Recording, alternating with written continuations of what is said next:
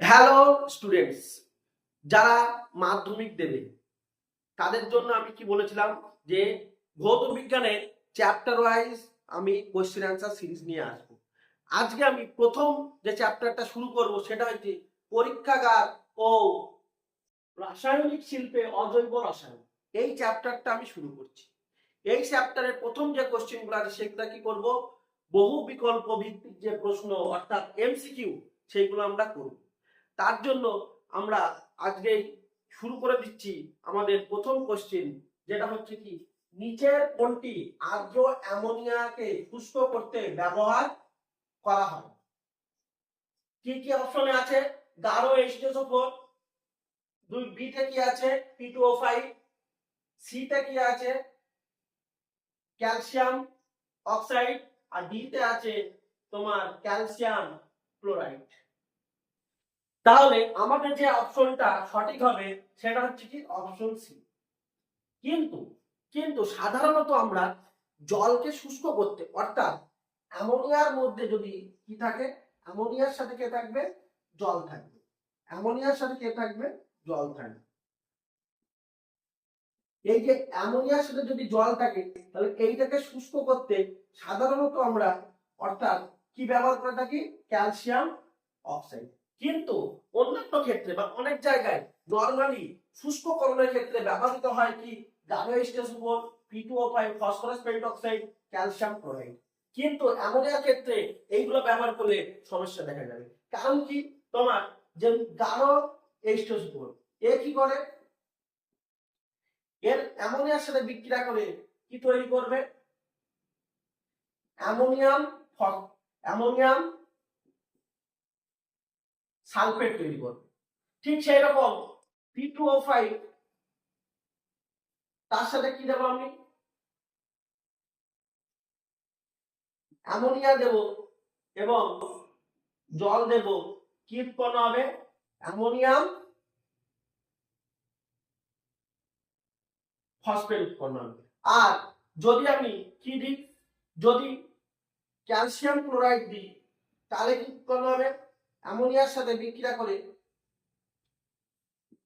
Calcium chloride এবং তার সাথে কি উৎপন্ন হবে? অ্যামোনিয়া। অর্থাৎ এরা দ্রুত যৌগ তৈরি করবে, কিন্তু আমি যদি অ্যামোনিয়ার সাথে এই যে ক্যালসিয়াম অক্সাইডের এর কোনো বিক্রিয়া হয় না, বরঞ্চ কি করবে? ক্যালসিয়াম অক্সাইড জলের সাথে বিক্রিয়া করে কি উৎপন্ন করবে? ক্যালসিয়াম হাইড্রোক্সাইড উৎপন্ন করবে। তাহলে এইখানে তখন এইদিকে যে অ্যামোনিয়াটা পাবো সেটা কি হবে?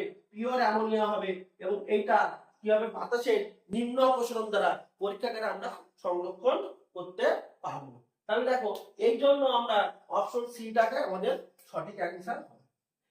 শুধু এমসিকিউ করলে শুধু অপশনটা এখানে প্র্যাকটিস করলে হবে না, বাকি অপশনগুলো কেন হচ্ছে না সেটাও আমাদের প্র্যাকটিস করতে হবে। তাহলে কি হবে? আমাদের ওভারঅল যদি যেভাবে কোশ্চেনটা ঘুরিয়ে দেখ না কেন, তাহলে আমরা কিন্তু সেটা সলভ করতে পারবো। তাহলে এই কোশ্চেনটা তোমরা দেখে দাও, তারপর আমরা নেক্সট কোশ্চেনে চলে যাচ্ছি। এবার দেখো, তাহলে 2 নম্বর কোশ্চেন যেটা এসেছে আমাদের কি, যে নেসলার দ্রবণের সঙ্গে অ্যামোনিয়া দ্রবণ মেশালে যে পদক্ষেপ পড়ে তার রং হলো। এই যে অ্যামোনিয়ার সাথে নেসলার বিকারক, এই বিক্রিয়াটা নেসলার যে বিকারক, এটা একটা বিকারক, এই যে এর যে বিক্রিয়া এটা একটা কিন্তু অ্যামোনিয়ার শনাক্তকরণ বিক্রিয়া। এই যে নেসলার দ্রবণ কাকে বলে? নেসলার দ্রবণ কাকে বলে আমরা আগে একটু দেখে নিই। নেসলার দ্রবণ কাকে বলে? যে পটাশিয়াম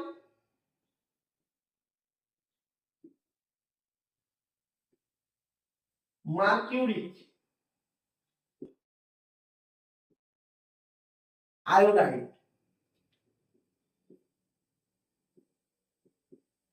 আয়োডাইডের ক্ষারীয় দ্রবণকে কি বলা হয়? নেসলার বিকারক। এই যে নেসলার বিকারক এর সংকেতটা কি? K2Hg।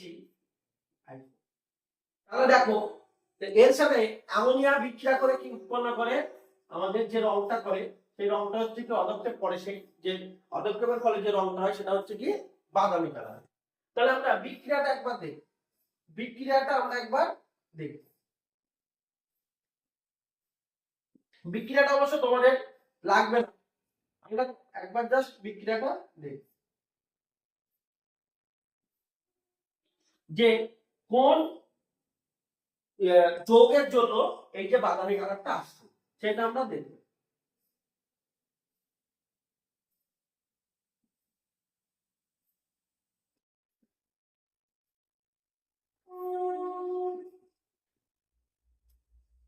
এই যে যৌগটা, এই যৌগটার জন্য আমাদের কালারটা কি আসছে? বাদামি। দেখে নাও, এটা একবার দেখে নাও। ওকে, তাহলে এবারে আমরা নেক্সট কোশ্চেনে চলে যাব।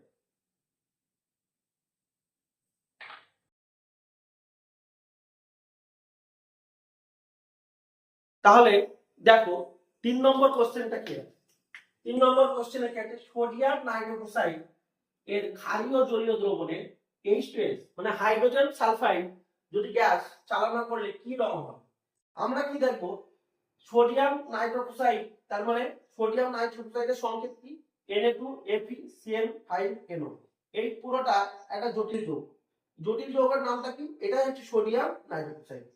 এবং ক্ষার অর্থাৎ সোডিয়াম হাইড্রোক্সাইড যদি দিই তাহলে সোডিয়াম থায়ো নাইট্রোক্সাইড উৎপন্ন হয়, তার সাথে 2 অণু জল উৎপন্ন হয়। আমাদের রিঅ্যাকশন খুব একটা মনে রাখার দরকার নেই, জাস্ট দেখানোর জন্য দিলাম। তাহলে এই যৌগটার জন্য আমাদের যে কালারটা আছে এই যৌগটার জন্য সেই যৌগ কি কালারটা কি হবে? বেগুনি কালার হবে। তাহলে আমার অ্যানসার কি হবে? বেগুনি কালার। তাহলে এই কোন কম্পাউন্ডটার জন্য? এই যে যৌগটা, এই যৌগটার জন্য এই বেগুনি কালারটা আসছে।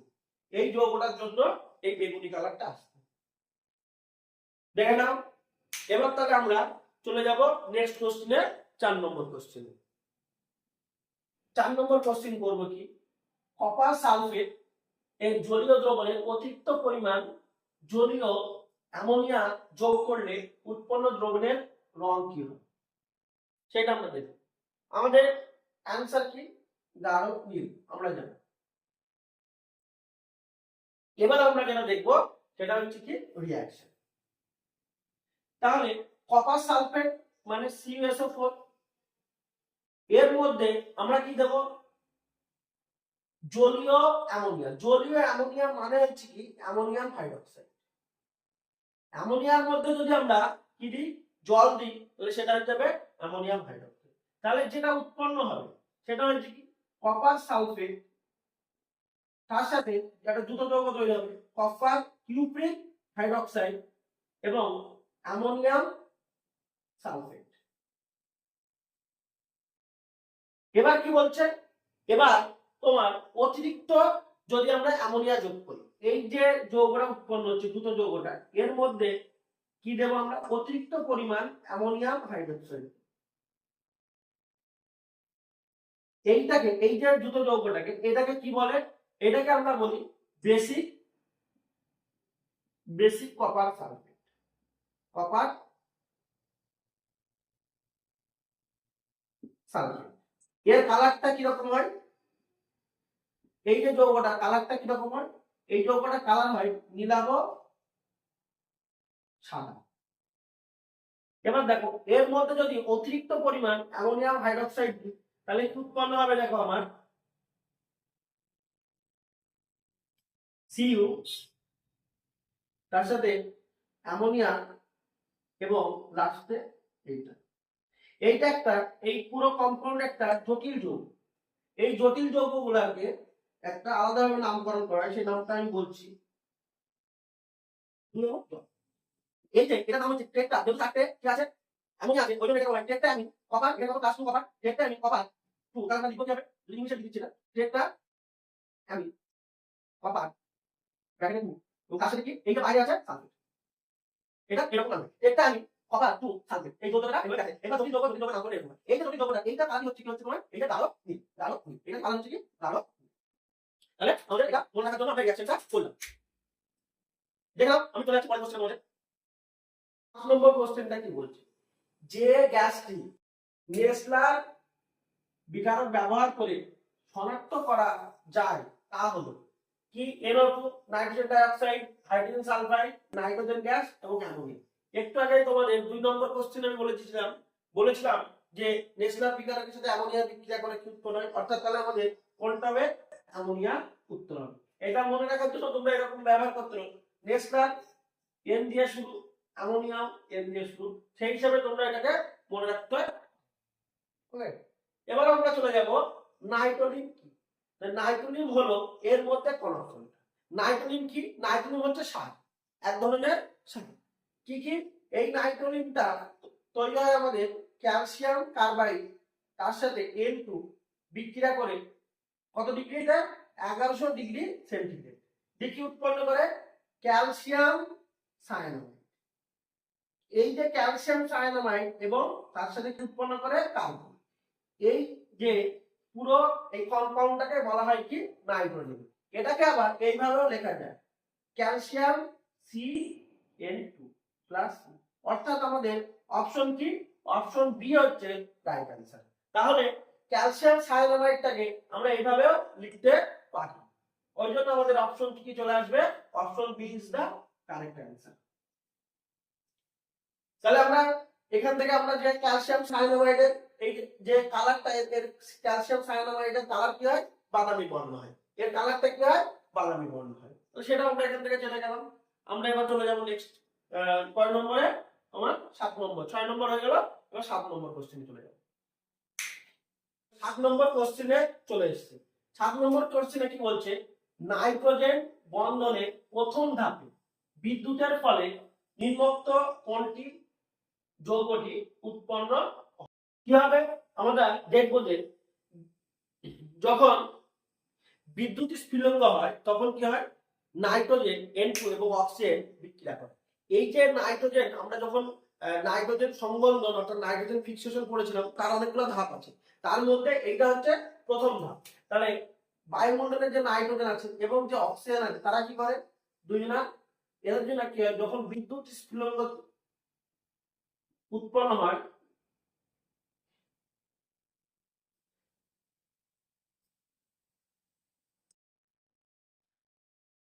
তখন কি হয়, প্রচুর পরিমাণ হিট উৎপন্ন হয়, প্রায় 3000 ডিগ্রি সেন্টিগ্রেড।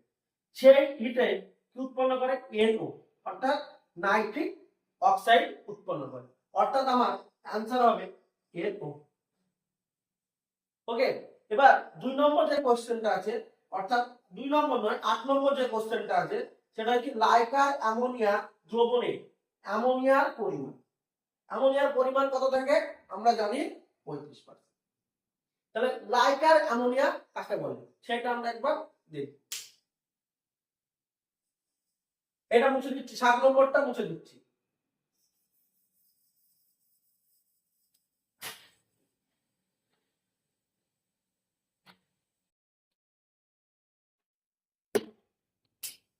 লিখবো যে লাইকার অ্যামোনিয়া কাকে বলে, আমি একটু লিখে দেখে দিচ্ছি। 88% আপেক্ষিক গুরুত্ব বিশিষ্ট 35% অ্যামোনিয়া গাঢ় জলীয় দ্রবণকে লাইকার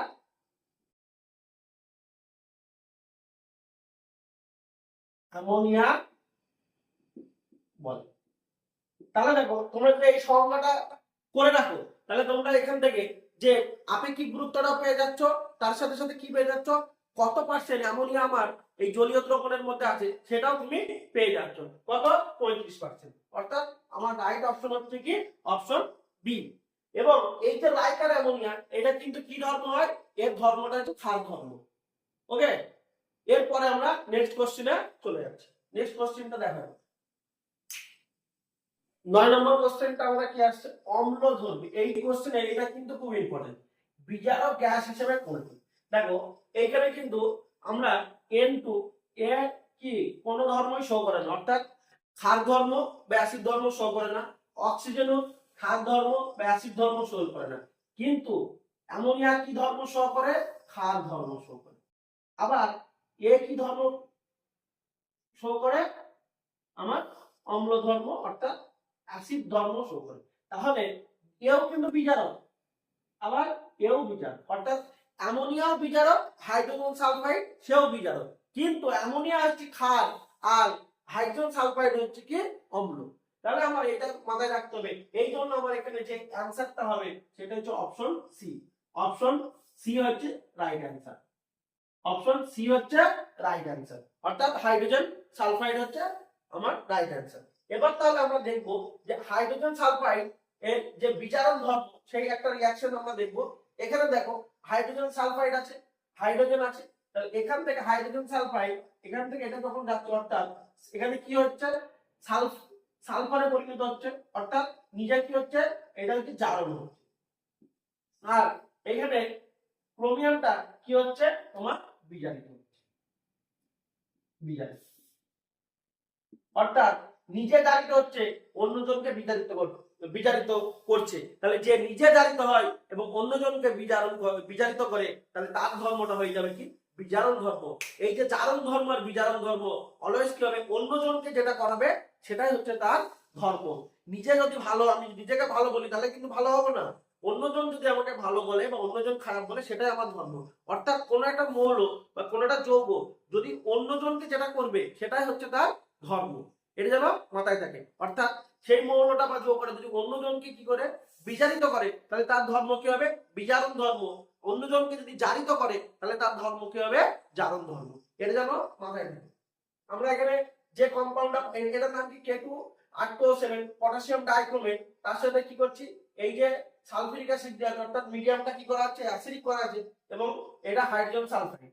এখানে K2SO4 উৎপন্ন হচ্ছে, তার সাথে এই যে ক্রোমিক সালফেট উৎপন্ন হচ্ছে, আর 7 অণু জল এবং 3 অণু তোমার কি উৎপন্ন হচ্ছে সালফার। এর যখন ইনঅর্গানিক আমরা রিঅ্যাকশন লিখবো যদি অ্যারো দিয়ে লিখি তাহলে কিন্তু আমার এই যে ব্যালেন্স করাটা ম্যান্ডেটরি হয় না, অত ম্যান্ডেটরি নয়। কিন্তু যদি আমি এটা সমান দিয়ে লিখি তাহলে কিন্তু আমার কি হয়ে যাবে ব্যালেন্সটা তাহলে তোমাকে সঠিকভাবে করতে হবে। ওই জন্য আমরা সবসময় কি করি অ্যারো দিয়ে লিখি। যদি কোনো কারণে আমার যদি ব্যালেন্স কোনো রকম ভুল হয়ে যায় বা কোনো রকম মানে মিস্টেক হয়ে যায় তাহলে সেটা কোনো চাপের হবে না। কিন্তু তোমরা সকল সময় যদি এরকম ভাবে লেখার চেষ্টা করো সঠিকটা ব্যালেন্স করে, ইনঅর্গানিক রিঅ্যাকশন গুলো সাধারণত ব্যালেন্স করে লেখাটাই বেশি ভালো। আর যদি মনে না থাকে পরীক্ষা হলে তাহলে উইদাউট ব্যালেন্সে তোমরা লেখার চেষ্টা করো। এবার আমার 10 নম্বর কোশ্চেনটা, 10 নম্বর কোশ্চেনটা কি আছে, প্রদত্ত কোনটি লা ব্লাঙ্ক পদ্ধতিতে প্রস্তুত করা যায়। কি হবে লা ব্লাঙ্ক প্রস্তুত করা যায় কাকে HCl কে, এইটা আমাদের মনে রাখতে হবে। আর যে না HNO3 এটাকে কিসে প্রস্তুত করা যায় অসওয়াল্ড পদ্ধতিতে, কোন পদ্ধতির মাধ্যমে অসওয়াল্ড, আর এটা H2SO4 স্পর্শ পদ্ধতির মাধ্যমে। HCl টা আরেকটা পদ্ধতির মাধ্যমে আমাদের প্রস্তুত করা কি হয় সংশ্লেষণ পদ্ধতির মাধ্যমে, সংশ্লেষ পদ্ধতির মাধ্যমে। আমরা যে লা ব্লাঙ্ক পদ্ধতিটা আছে এই পদ্ধতি রিঅ্যাকশনটা আমরা দেখব, কি করব NaCl নেব, তার সাথে কি নেব H2SO4 নেব, যেটা কত ডিগ্রি, প্রথম যে স্টেপটা আছে সেটা হচ্ছে 150 থেকে 200 ডিগ্রি সেন্টিগ্রেড। এখানে কি হবে প্রথম সোডিয়াম বাইসালফেট উৎপন্ন হবে, তার সাথে কি উৎপন্ন হবে এক অণু HCl উৎপন্ন হবে। তাহলে এক অণু HCl উৎপন্ন হলো।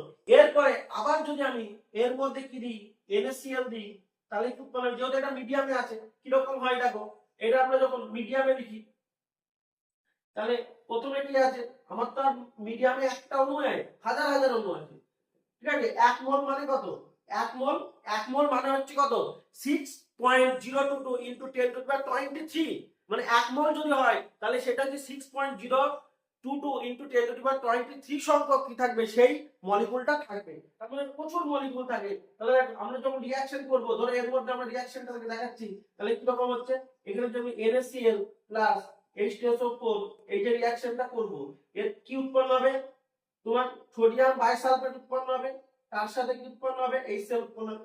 এই যে মিডিয়ামে এই মিডিয়ামে তো NaCl আছে, এই NaCl কি করবে আবার আমার এই যে সোডিয়াম বাইসালফেট এর সাথে বিক্রিয়া করবে, এর সাথে বিক্রিয়া করবে। তো এর সাথে বিক্রিয়া করে উৎপন্ন করবে সোডিয়াম সালফেট উৎপন্ন করবে এবং তার সাথে আরেক অণু কি উৎপন্ন করবে HCl উৎপন্ন করবে। তাহলে আমি এখানে দেখাচ্ছি দেখো Na2SO4 তার সাথে আবার HCl। অর্থাৎ বিক্রিয়াটা যদি এই যে দুটো বিক্রিয়াকে দুটো স্টেপে এই দ্বিতীয় স্টেপে এখানে যে টেম্পারেচারটা লাগে 550 ডিগ্রি সেন্টিগ্রেড।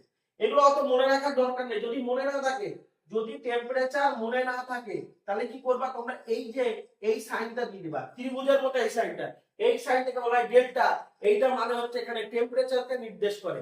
ডেল্টা মানে হচ্ছে একটা টেম্পারেচার লাগছে, কত লাগছে সেটা তোমার মনে নেই। ওই জন্য যখন টেম্পারেচার যখন ভুলে যাবে, তখন এই ডেল্টা সাইনটা তোমরা ইউজ করতে পারো, যে হ্যাঁ এখানে কিছু পরিমাণ তাপ লাগছে বা এখানে উষ্ণতা একটা লাগছে, সেই উষ্ণতাটা মেনটেন করতে হচ্ছে, সেই উষ্ণতাটা কি আমার মনে নেই, কিন্তু একটা উষ্ণতা মেনটেন করতে হচ্ছে।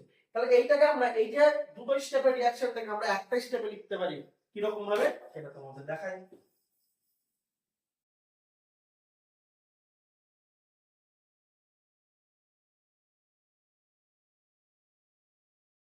তাহলে কি ছিল, তাহলে আমরা এরকম লিখবো NaCl প্লাস H2SO4, এখানে আমি হিট দিয়ে দিলাম, কি লিখবো Na2SO4 তার সাথে 2 অণু H। এবার এটাকে ঠিক করার জন্য এখানে আরেকটা 2 দিতে হবে। তাহলে এই দুটো স্টেপের রিঅ্যাকশনকে আমি এরকম একটা স্টেপে দেখাতে পারি। তাহলে এইটা যে আমি বললাম, এটা হচ্ছে কি লাভ-লাগ পদ্ধতি। ওকে, দেখে না। এবার আমরা চলে যাচ্ছি নেক্সট কোশ্চেন, অর্থাৎ 11 নম্বর কোশ্চেন। 11 নম্বর কোশ্চেন দেখো কি বলছে, প্রদত্ত কোনটি জলীয় দ্রবণ লাল লিটমাসকে নীল করে। অর্থাৎ আমরা কি জানি, লাল লিটমাসকে নীল কে করে, লাল লিটমাস, লাল লিটমাসকে নীল করে হচ্ছে কি তোমার ক্ষারীয় দ্রবণ। আর নীল লিটমাসকে লাল করে কে, অম্ল বা দ্রবণ। তাহলে এদের মধ্যে, তাহলে আমরা এই কোশ্চেনটা আমরা লাল লিটমাসকে নীল কে করে, তাহলে এদের মধ্যে ক্ষারীয়কে আমরা জানি কে, অ্যামোনিয়া। তাহলে অ্যামোনিয়ার জলীয় দ্রবণ হচ্ছে কি ক্ষারীয়। তাহলে আমাদের অ্যানসার কি হবে, অ্যামোনিয়া। ওকে, নেক্সট যে কোশ্চেনটা, হেবার পদ্ধতি জানো খুবই, অ্যামোনিয়া উৎপাদনের যে শিল্প পদ্ধতি, সেই পদ্ধতিটাকে আমরা সবথেকে যে পদ্ধতিটা হয় ভালো, সেটা হচ্ছে হেবার পদ্ধতি। হেবার পদ্ধতিতে মলিবডেনাম, এটা সংকেত হচ্ছে এম ছোট হাতের ও, ছোট হাতের ও, মলিবডেনাম। ধাতুটির ভূমিকা কি, এইখানে ধাতুটার ভূমিকা হচ্ছে উদ্দীপক হিসেবে। এবার এখানে একটা জিনিস জানতে হবে যে উদ্দীপক আর অনুঘটক এই দুটো জিনিস। আমরা জানি অনুঘটক হচ্ছে একটা যে রিঅ্যাকশন আছে, সেই রিঅ্যাকশনটাকে কি করে ত্বরান্বিত করতে পারে, আর কি করতে পারে মন্দীভূত করতে পারে। বেশিরভাগ ক্ষেত্রে আমরা অনুঘটকগুলো ইউজ করি কি হিসাবে, ত্বরান্বিত করার জন্য।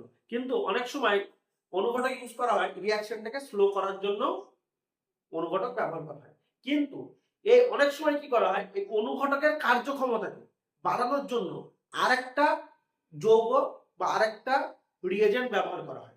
সে আরেকটা যৌগ বা রিএজেন্ট যেটা ব্যবহার করা হয়, সেটাই হচ্ছে কি উদ্দীপক। তাহলে যে যৌগ বা তোমার পদার্থটা কি করে, অনুঘটকের সক্রিয়তাটাকে বাড়িয়ে দেয়, অনুঘটকের সক্রিয়কে আরো পরিমাণ বাড়িয়ে দেয়, তাকে আমরা কি বলবো, উদ্দীপক। তাহলে এখানে মলিবডেনাম কি করছে, এই যে হেবার পদ্ধতি যে অনুঘটক আছে তার সক্রিয়তাটাকে বাড়িয়ে দিচ্ছে। আমরা পুরো হেবার পদ্ধতির যে রিঅ্যাকশনটা, সেটা এবার আমরা একটু দেখে নেব, এবং তার মধ্যে কে অনুঘটক হিসেবে কাজ করছে আর মলিবডেনাম উদ্দীপক হিসেবে কাজ করছে, সেটা আমরা দেখব।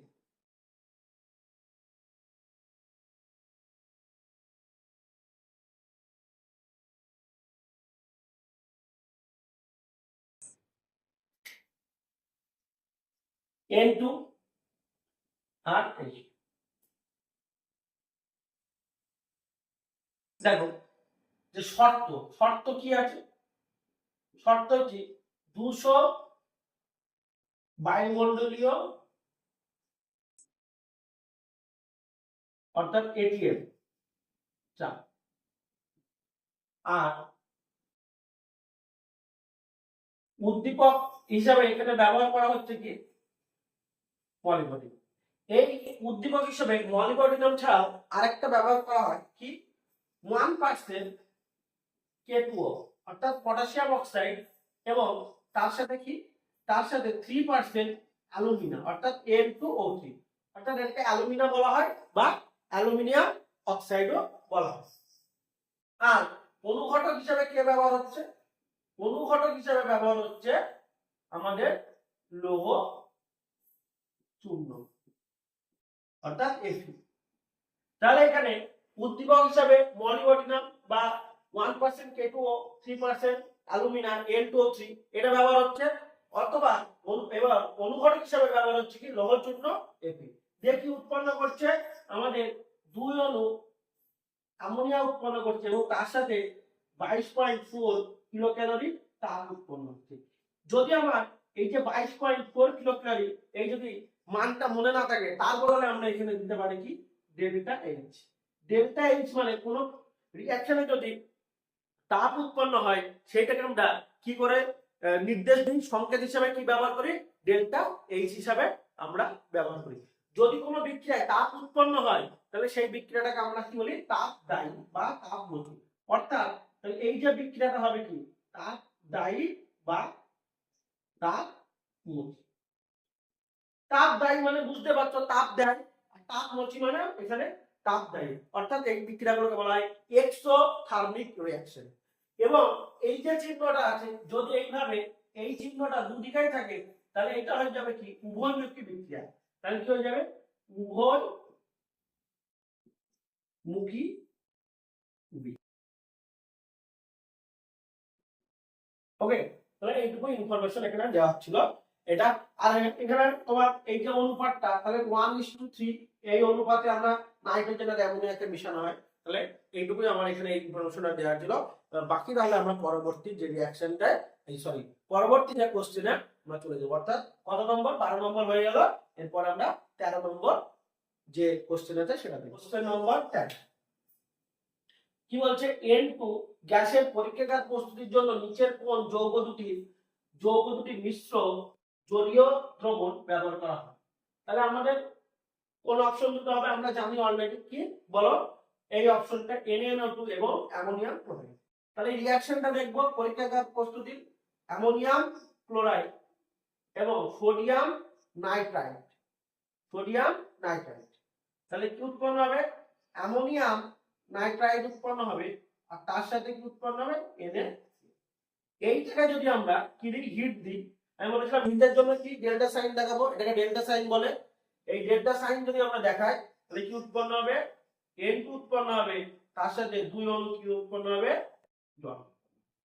তাহলে আমাদের এখানে option A is the right answer. Okay, তাহলে এবার আমরা চলে যাব আমাদের নেক্সট কোশ্চেন। কত নম্বর কোশ্চেন? আমাদের 14 নম্বর কোশ্চেন। 14 নম্বর কোশ্চেনটা কি বলছে? যে প্রদত্ত কোনটির মধ্যে জলীয় দ্রবণে অ্যামোনিয়া গ্যাস চালনা করলে কোনটির পদক্ষেপ পড়ে না। অর্থাৎ আমরা যদি দেখি যে আমরা কিছুক্ষণ আগে একটা কোশ্চেনে দেখলাম যে কপার সালফেটের জলীয় দ্রবণ যদি ইউজ করি, অ্যামোনিয়ার জলীয় দ্রবণ মানে আমি আগেই বলেছি অ্যামোনিয়ার জলীয় দ্রবণ অর্থাৎ তোমাদের দেখায় যে অ্যামোনিয়া আর জল এই দুটো যদি বিক্রিয়া করে তাহলে অলওয়েজ কি হবে?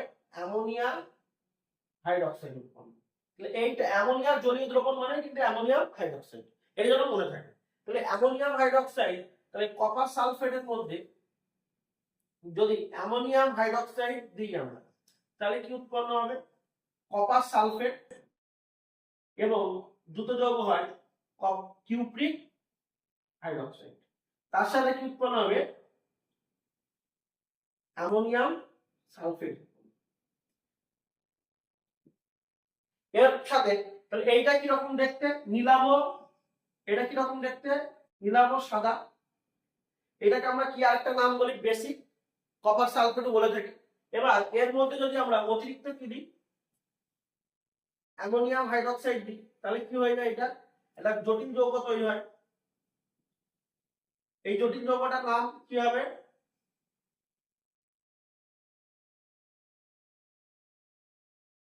তার সাথে 8 অণু কি উৎপন্ন করবে? জল উৎপন্ন। এই যে জটিল যৌগটা নাম হচ্ছে কি? Tetraammine copper 2। যেহেতু কপারের এখানে যোজ্যতা 2, tetraammine copper 2 sulphate. Tetraammine copper 2 sulphate. এইটার জন্য আমাদের কি দেখায়? গাঢ় নীল দেখায়। কালারটা গাঢ় নীল দেখায়। গাঢ় নীল দেখায়। এবার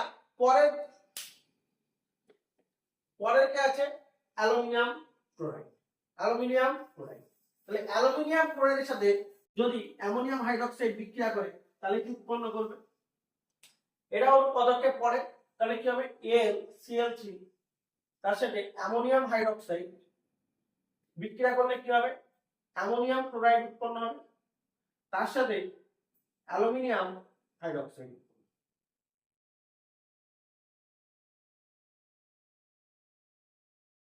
এটা উৎপন্ন হবে। ওকে, তাহলে এইটা পদক্ষেপ পড়ে। এটা দেখতে কি সাদা জেলির মতো, সাদা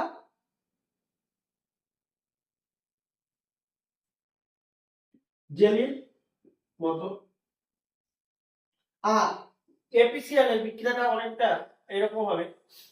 এটা ApCl3 অর্থাৎ ফেরিক ক্লোরাইড। এটা কি ferric chloride. Ferric chloride ammonium হাইড্রোক্সাইডের সাথে বিক্রিয়া করে অ্যামোনিয়াম ক্লোরাইড এবং তার সাথে অ্যালুমিনিয়াম ফেরিক হাইড্রোক্সাইড উৎপন্ন করে। এটা দেখতে কেমন? লালচে বাদামি কালার, লালচে বাদামি কালার। কিন্তু এই যে অ্যামোনিয়াম নাইট্রেট, এইটা অ্যামোনিয়াম নাইট্রেট এ কিন্তু বিক্রিয়া করে না। অর্থাৎ এই যে অ্যামোনিয়াম হাইড্রোক্সাইড আর তার সাথে অ্যামোনিয়াম নাইট্রেট এটা কিন্তু বিক্রিয়া করে না। কেন করে না? সাধারণত দেখো এখানেও অ্যামোনিয়ামের যে যৌগ, এখানেও অ্যামোনিয়াম, দুটোই কি সেম ক্যাটায়ন, অর্থাৎ সম আয়ন প্রভাবের জন্য এটা করে। ওটা তোমরা জেনে রাখো, এটা রিঅ্যাকশন করে না। নরমালি তাহলে এটা তৈরি কি করা হয়? এই যে অ্যামোনিয়াম হাইড্রোক্সাইডের সাথে যদি HNO3 বিক্রিয়া করে তাহলে আমার কি উৎপন্ন হবে? অ্যামোনিয়াম নাইট্রেট এবং তার সাথে এটা। অর্থাৎ আমার অ্যান্সার হবে অপশন ডি। অপশন ডি হচ্ছে আমার সঠিক অ্যান্সার। তাহলে এদের মধ্যে কে বিক্রিয়া করে না? অ্যামোনিয়াম নাইট্রেট বিক্রিয়া করে না, বিক্রিয়া করে না এবং বিক্রিয়া করে